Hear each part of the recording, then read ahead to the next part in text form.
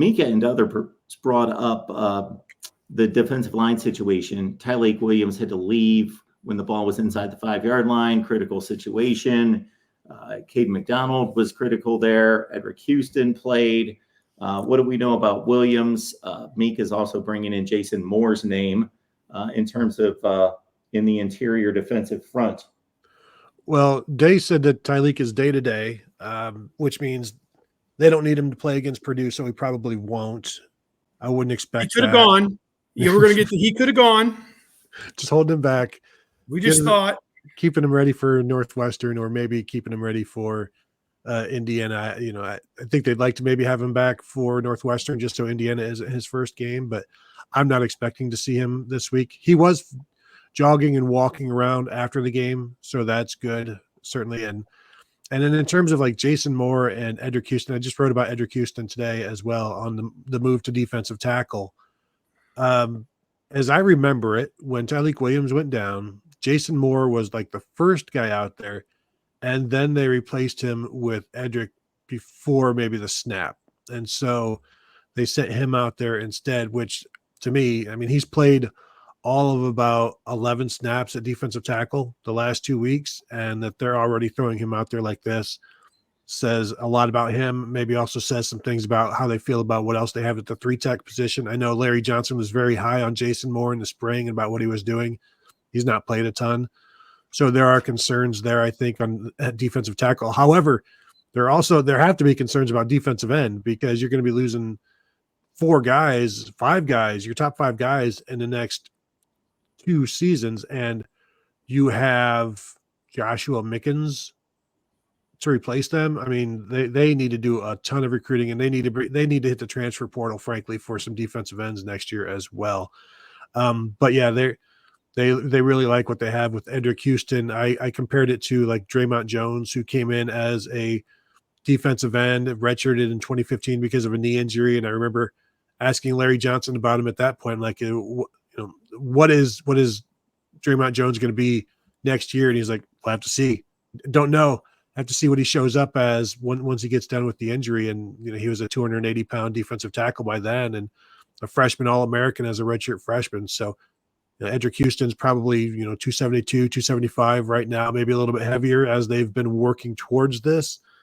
And so Larry Johnson loves having that 3-tech that is a former defensive end who can pass rush and get after it. And really, they haven't had one since maybe like Jayshon Cornell and then Draymond Jones before him. And you go back to Adolphus Washington too.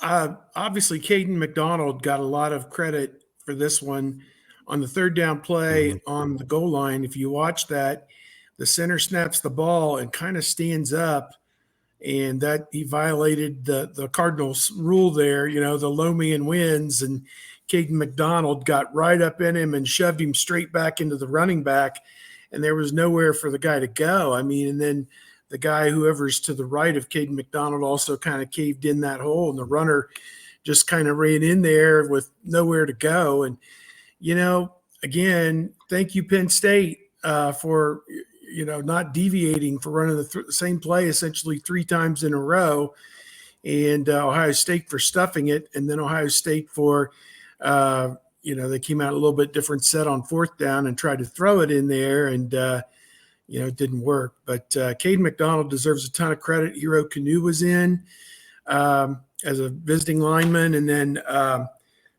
you had Ty Hamilton, JT Tuimoloau, Jack Sawyer, and the rest, kind of caving that whole thing in. So to me, just an outstanding job by the defensive line.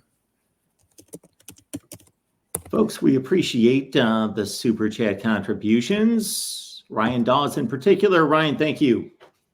Purdue game comment and question. Ideally, the Buckeyes want to be up 28-0 at the half, one offensive drive in the 3rd, and another score, then bring in the second teamers, but maybe leave the quote-unquote starting offensive line in until the 4th quarter. That is the ideal situation where Ryan Day wants to get his starting quarterback one more possession to end on a good note, and then you bring in the backups, but then allow the backup quarterback to operate with the first team offensive line. It's been a while since we've seen them go deep into the quarterback rotation. You would expect that they'd have an opportunity to do that this week. Maybe we see Julian Sand and Lincoln Keenholz as well. Get to see some James Peoples at running back, and maybe some Mylan Graham at receiver. It'd be an opportunity to see some of these young guys that we haven't gotten to see for a while because the games have been close and the games have also been big. Yeah, this is an opportunity for some guys who are under that 4-game restriction to redshirt to get in there and play. Obviously, you wouldn't see them next week at Northwestern because that'll be restricted to 70, 74 players, whatever it is for the travel. But you'd have the whole roster available this week. So anybody who's not played those 4 games yet, you would maybe try and get them in there. And to my understanding, I don't think the 4 games is going to count for any of the postseason this year. So, yeah, so guys could play 7 games and still redshirt. But, whatever. So, great question, Ryan. I agree 100% with what you're thinking. Oregon beat this team 35-0 at Purdue.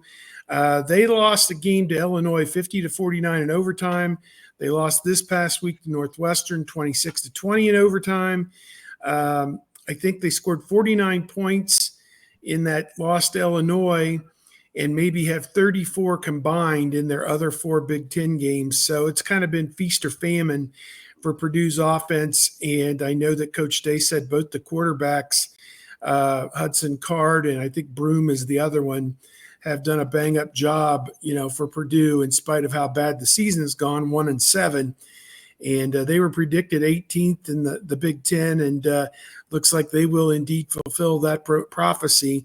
It was noted that Indiana was picked 17th, and they're going to far exceed expectations, it seems, this year. So we'll get on to Indiana in a few weeks. I had an interesting thing I tweeted out last night that I went through now that we know the TV assignments for just about every week except week 13 in the Big Ten. And I did my own draft, 1, 2, 3 of every week by NBC, CBS, and Fox. Right down the side here, I did my own draft.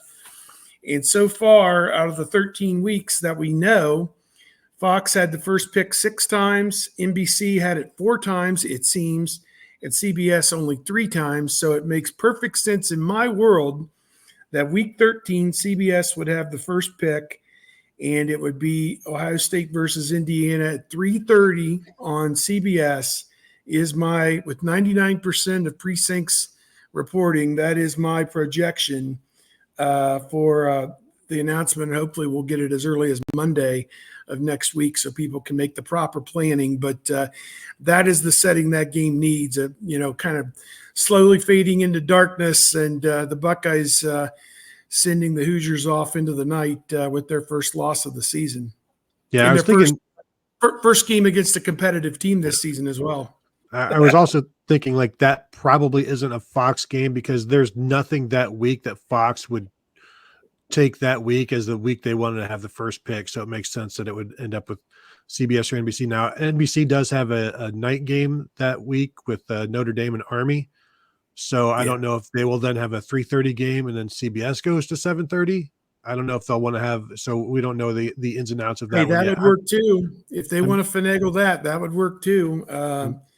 3:30 or 7:30. I get in these arguments with people. A lot of it's for fun about the TV situation and, all the noon games, and people hate those and whatever. I love it because I'm in my car at 6:30 p.m. and I'm heading home. The TV people hate it because they have to get up and be at the stadium at 9:30 to get set up. And they still have to do the 11 p.m. news 15 hours later, so they have a 15-hour day on those noon game Saturdays. For me, I punch out at 6:30. I may go home and piddle around on my photos or whatever while I'm watching the late game, but it's, with a coldie, right here, so that's not such a problem. Chicago next week, it'll be 11 a.m. local.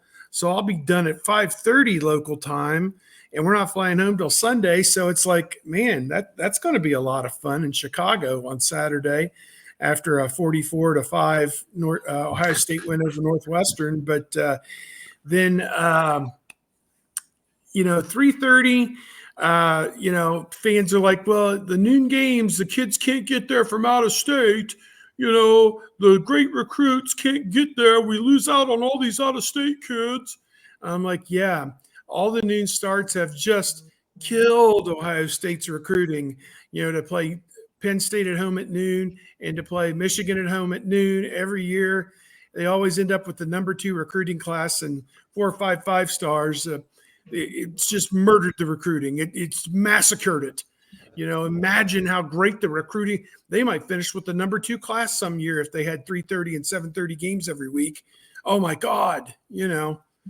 That's my little tweak out there to all the people who, again, I'm selfish. I want to be done at 6:30 p.m., but whatever. I know Penn State fans hate Big Noon kickoff because it has robbed them of a whiteout against Ohio State the past 2 weeks. Yeah, now they get a whiteout this week for a meaningless Washington game. Penn State 37, Washington 11 is going to be the final score of that game. Jesus criminy.